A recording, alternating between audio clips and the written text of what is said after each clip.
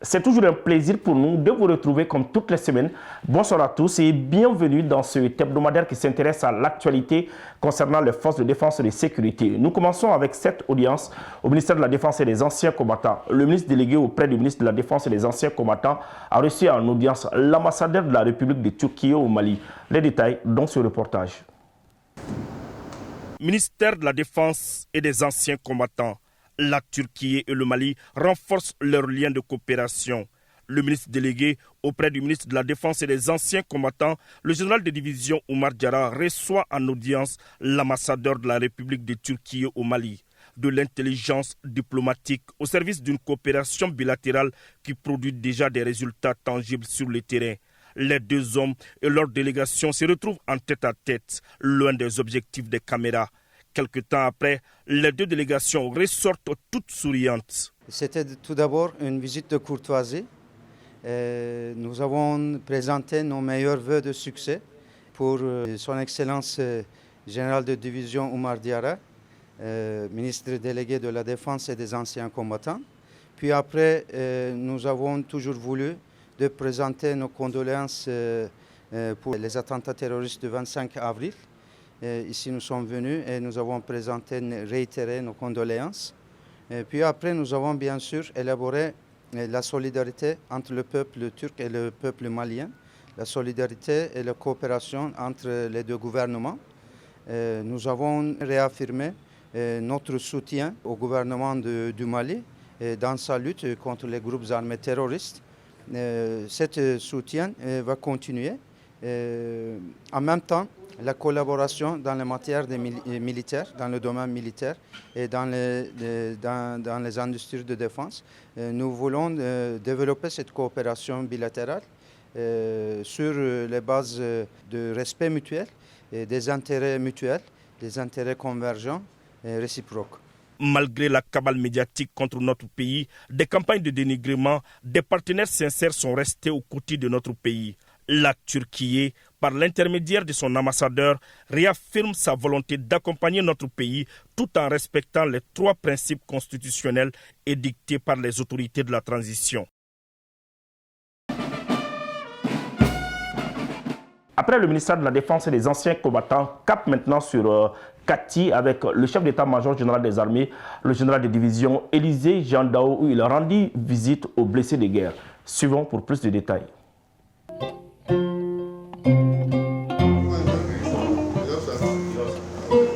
Il est des actes qui peuvent changer le cours d'une journée, dessiner le sourire sur le visage de ceux qui en ont le plus besoin.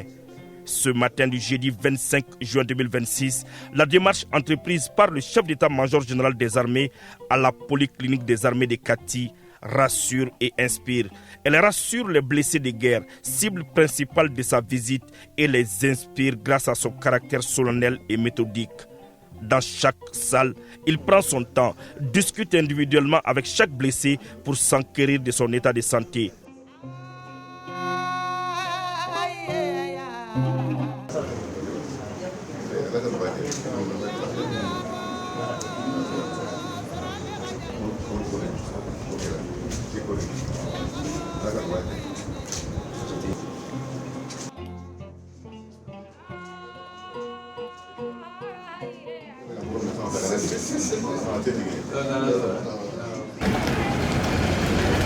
Pourtant, nous en sommes qu'à la première étape de cette visite. Après la polyclinique des armées de Kati, la délégation conduite par le général de division Élisée Jean Dao s'est rendue au chevet des blessés pris en charge au centre hospitalier universitaire professeur Boukari Sidi Sall de Kati.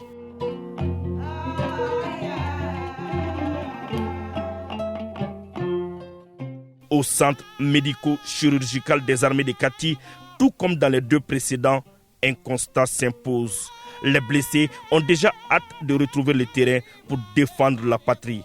Des réactions qui sont le résultat d'un leadership alliant à la fois fermeté et empathie. Nous savons que la situation de blessés de guerre n'est pas une chose facile. Physiquement, on est atteint Et ça fait aussi des effets psychologiques de se voir comme blessé de guerre. Donc je viens avec le commandement militaire pour apporter le soutien du commandement, leur apporter un peu de confort et leur dire que nous sommes toujours avec eux. Donc c'est pourquoi on a initié cette visite ce matin pour prouver donc, à nos hommes qui sont blessés malheureusement sur le terrain que nous resterons à leur côté, nous mettrons toutes les conditions en place pour qu'ils puissent se rétablir rapidement. Et c'est aussi que nombreux sont parmi eux ceux qui sont pressés de revenir donc, sur le pied et de repartir sur le champ de bataille encore. Cela est d'autant plus important que c'est avec cet esprit patriotique que nous pourrons défendre correctement notre pays. Face à l'adversité et aux actions funestes et perfides des entrepreneurs de la violence, le Mali résiste grâce au courage et à la détermination des forces armées maliennes soutenues par un peuple résilient. Et ces blessés de guerre sont la preuve vivante de l'amour de la patrie et du don de soi. Voyez-vous, donc ces jeunes gens qui chaque jour arpentent donc, les collines, sont en patrouille à moto, à véhicule, pour sécuriser les Maliens donc, et leurs biens. C'est très important que quand ils sont dans une situation de blessé, que rapidement on pense à eux. Et nous connaissons aussi l'importance que revêt, en tout cas, les médecins et les infirmiers qui nous soutiennent sur le théâtre des opérations. C'est pourquoi je vais profiter de votre micro pour remercier l'ensemble du corps médical militaire, aussi les civils ici qui font tout ce qu'ils peuvent pour non seulement sauver des vies, mais aussi redonner de l'espoir. Parce que c'est de ça qu'il s'agit aussi. Donc être blessé, ce n'est pas une fin en soi, j'allais dire. Et puis notre rôle en tant que commandement, c'est de faire en sorte que cet espoir-là résiste toujours, qu'il résiste et que cet espoir-là continue à persister. Reconnaissante, la patrie l'est et le sera envers ceux qui se battent pour sa souveraineté. Cette visite du chef d'état-major général des armées prouve à suffisance la proximité entre le commandement et les hommes et surtout que dans l'armée malienne, chacun compte. Commencer ensemble, on va continuer ensemble. Être blessé ne veut pas dire ne plus être militaire. Dans cette émission Défense citoyenne, nous allons vous faire découvrir les grandes opérations menées sur l'ensemble du territoire national. Allons maintenant à la découverte de cette patrouille qui a été menée dans la forêt du Baoulé et du Soussan. La forêt classée du Baoulé, un vaste complexe écologique à cheval sur les régions de Caille et de Koulikoro dans le sud-ouest du Mali.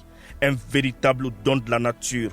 Mais au fil du temps, elle est devenue une base arrière logistique pour les groupes armés terroristes et divers réseaux de banditisme en raison de son couvert végétal dense.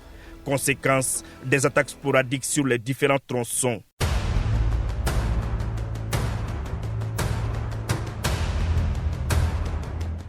Mais dans la plus grande discrétion, une opération spéciale se peaufine. Des unités spéciales des forces armées maliennes s'apprêtent à y faire une descente pour nettoyer la zone. Après les dernières instructions, la machine Fama se met en marche. Il faut briser le secret de la forêt, l'agilité des éléments dotés de motos tactiques et de pick-up légers de reconnaissance permet de pénétrer facilement dans les zones inaccessibles à certains engins.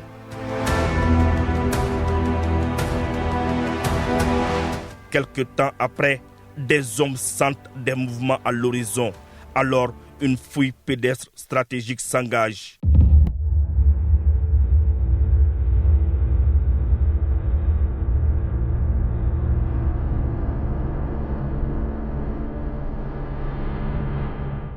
Il faut être prudent, car les terroristes font usage de différents subterfuges.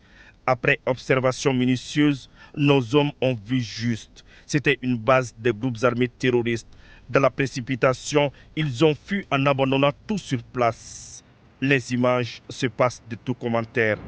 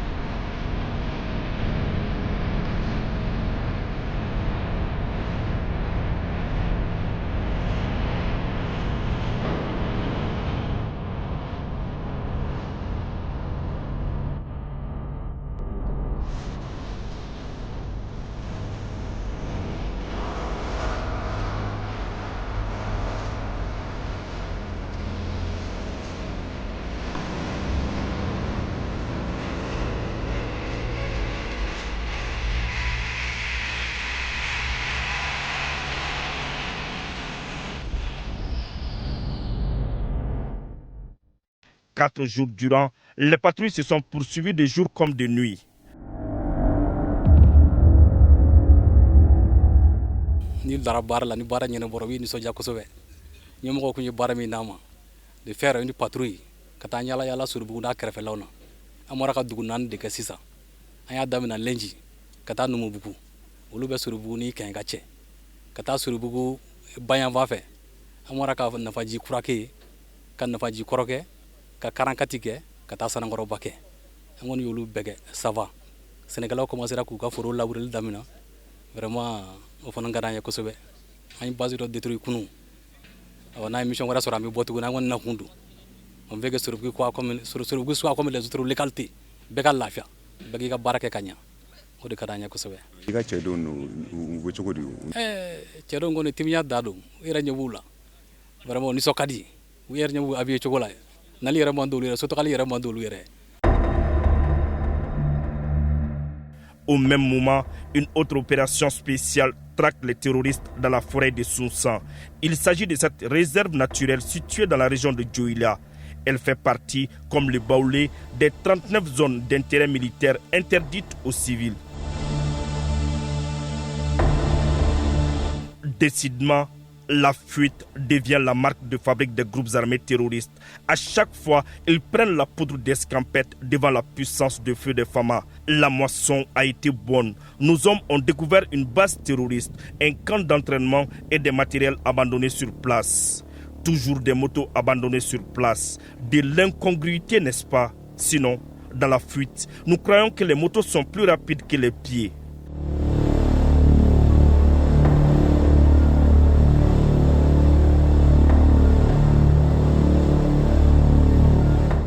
Dans la lutte contre le terrorisme, aucune forêt, aucun fleuve, ni aucune montagne ne sauront constituer un obstacle. Les terroristes seront traqués et neutralisés en quelques lieux qu'ils se trouvent. Parallèlement, d'autres opérations sont en cours sur l'ensemble du territoire national afin d'œuvrer à la pacification du pays et d'assurer la sécurité des personnes et des biens.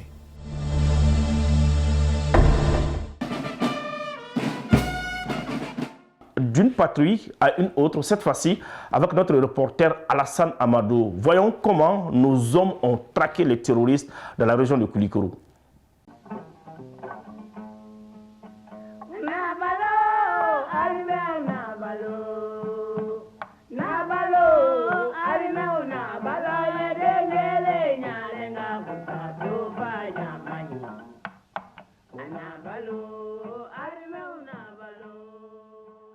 Les forces armées maliennes maintiennent la pression sur les groupes armés terroristes. Du 23 au 26 juin 2026, les massifs forestiers de la région de Koulikoro, s'étendant de la zone de Banamba à la forêt de Nyamina, ont été passés au peigne fin. Cette mission claire et déterminée visait à rechercher, débusquer et neutraliser les forces hostiles afin de libérer la population des terroristes. Sous l'impulsion du poste de commandement interarmé du Théâtre Sud, les troupes ont mené une série de patrouilles majeures. 4 jours de traque intensive, c'est le rythme soutenu imposé par l'escadron Fangatigi. Les hommes de cette unité ont pris d'assaut plusieurs zones denses, n'abandonnant aucune zone d'ombre. Ces sanctuaires potentiels ont été minutieusement ratissés.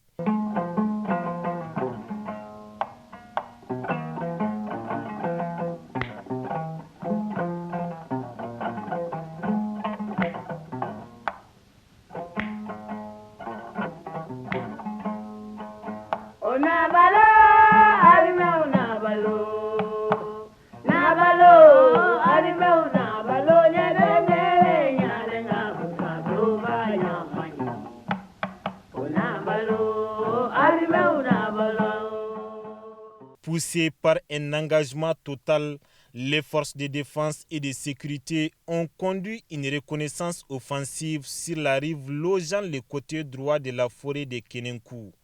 Elles ont méthodiquement inspecté plusieurs villages suspectés d'abriter des terroristes et leurs complices. Grâce à la rigueur et à la ténacité des hommes sur le terrain, ces interventions minutieuses ont permis l'interpellation de plusieurs suspects ainsi que la saisie des matériels logistiques et des vivres.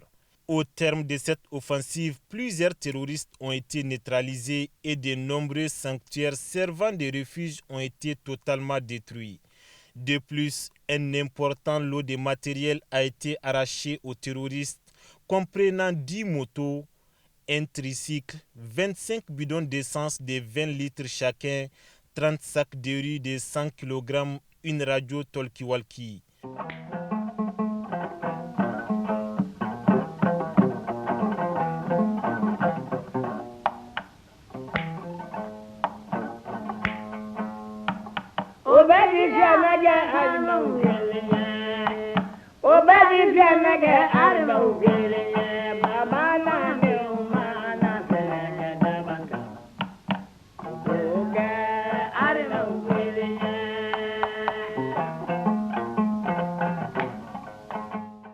Le succès éclatant de ces patrouilles apporte un véritable soulagement aux citoyens et constitue une preuve supplémentaire de la volonté inflexible des forces armées maliennes de bâtir un Mali libre, paisible et prospère. Nous vous proposons à présent le bilan des différentes opérations menées sur le terrain.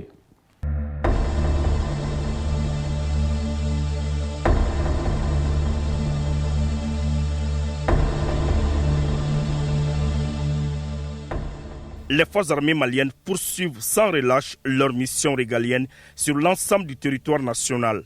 Plongeons au cœur des événements majeurs menés par les FAMA cette semaine. Ces opérations s'inscrivent dans le cadre de l'opération Dugukoloko et ont abouti à la destruction de plusieurs bases terroristes, à l'interpellation des suspects et à la saisie de divers équipements. Dans les régions de Mopti et Koulikoro, plusieurs opérations aériennes ont été menées contre des groupes armés terroristes. Le lundi 22 juin 2026, une importante base terroriste récemment installée à 28 km au sud-est de Sofara, dans la région de Mopti, a été localisée puis frappée avec précision.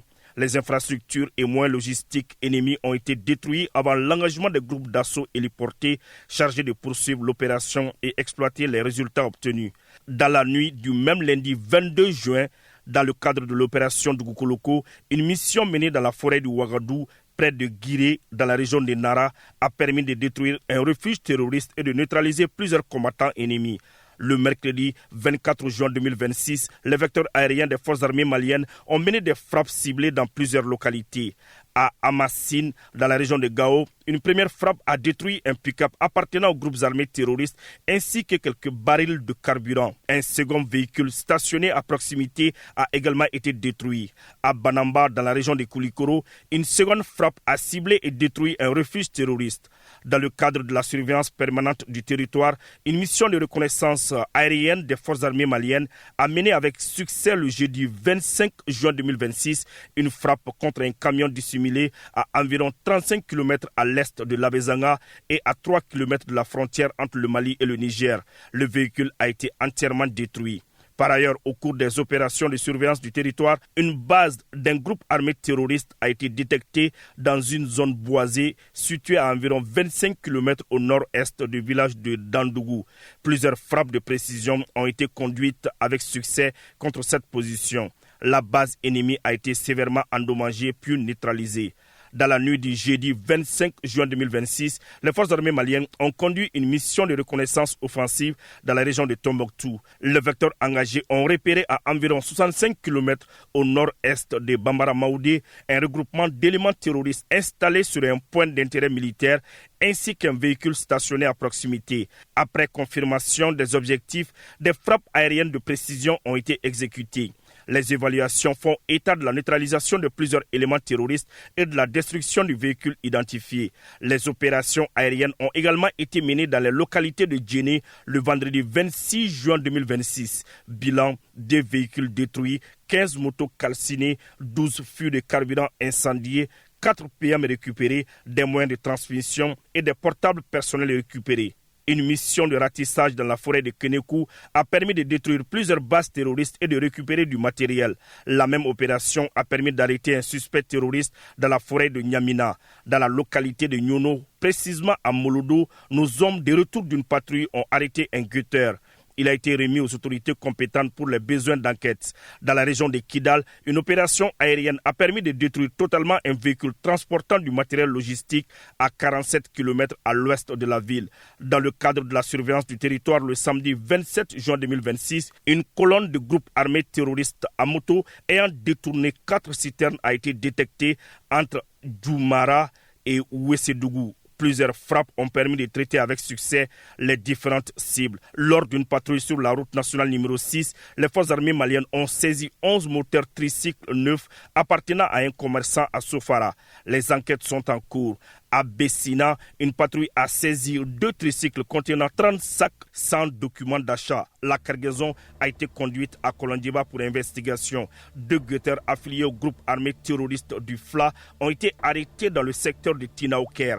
Ils étaient en possession des armes de guerre. Ils ont été mis à la disposition des autorités compétentes. À Gao, les forces armées maliennes ont mis la main sur 4 braqueurs en possession de leurs armes. Ils opéraient sur la route nationale numéro 17. Les opérations se poursuivent.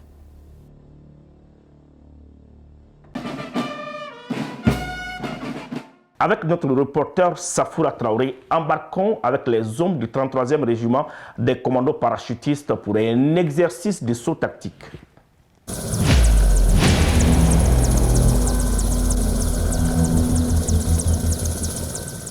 Dès l'aube, l'activité bat son plein sur la base aérienne.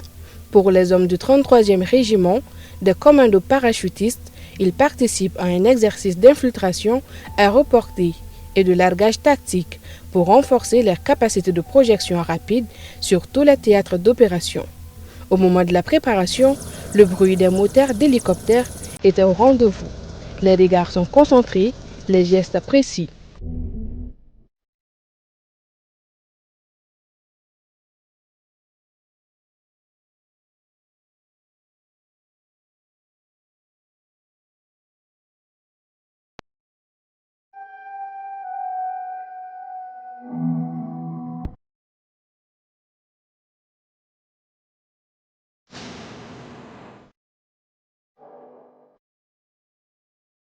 Chaque commando vérifie une dernière fois son parachute et son équipement. Sous le poids du matériel et malgré la chaleur, aucun détail n'est négligé. Rigueur, discipline et esprit de corps restent leurs premières armes.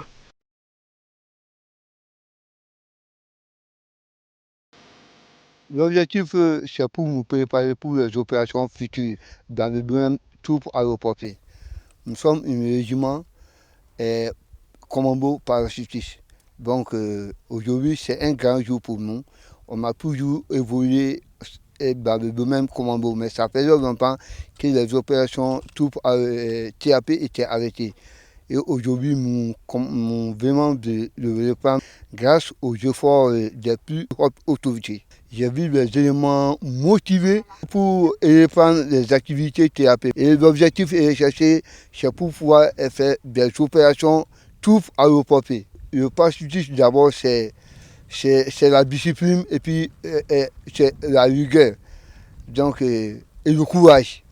Quelques instants plus tard, dans le ciel, on aperçoit les premières vagues des parachutistes qui nous montrent leur savoir-faire.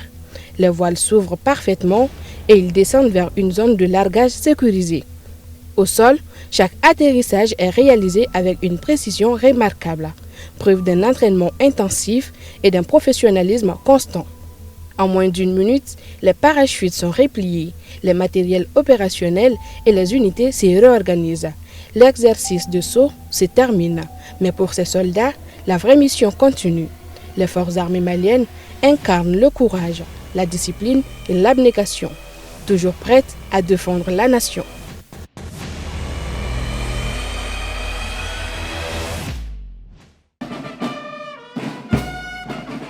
Dans cette émission Défense citoyenne, nous ne cesserons jamais de rendre hommage à ceux qui ont fait le sacrifice ultime pour la patrie.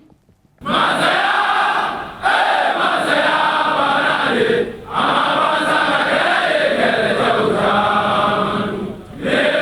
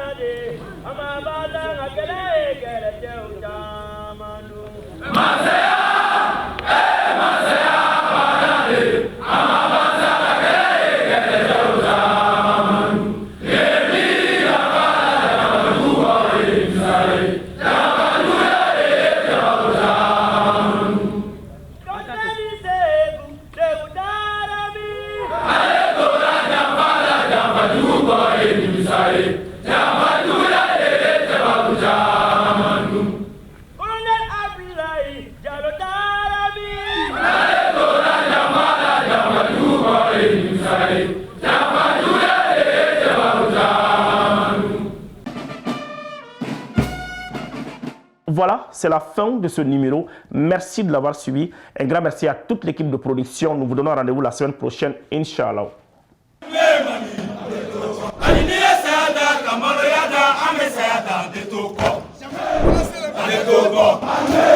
Adedogo.